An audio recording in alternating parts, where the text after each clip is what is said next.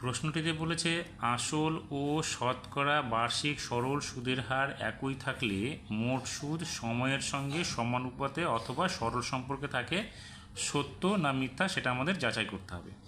তাহলে দেখো এখানে যেহেতু বলেছে যে আসল আর শতকরা বার্ষিক সরল সুদের হারটা একই থাকবে, তাহলে মোট সুদ সময়ের সঙ্গে, তাহলে আমরা মোট সুদটা কী জানি? মোট সুদটা যদি আই হয়, ক্যাপিটাল আই, তাহলে এখানে আমরা লিখতে পারি P into T into R by 100।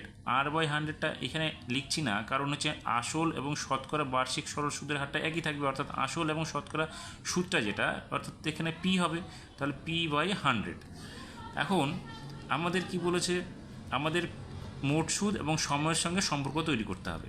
তাহলে এখানে আমরা লিখে নিচ্ছি পি সমান চিহ্ন আর, পি এর মানটা কি আর এর সঙ্গে সমান, তাহলে আর এর পরিবর্তে আমরা এখানে পি লিখে নিলাম। এখন যেহেতু আমাদেরকে কী বলছে মোট সুদের সঙ্গে সময়ের সম্পর্ক বের করতে হবে, তাহলে আমরা এখানে লিখতে পারি বা আই ইকুয়ালস টু হচ্ছে পি, আমরা আসল ধরেছিলাম, তাহলে পিটা রেখে দিয়ে টি ইন্টু পি স্কোয়ার বাই 100।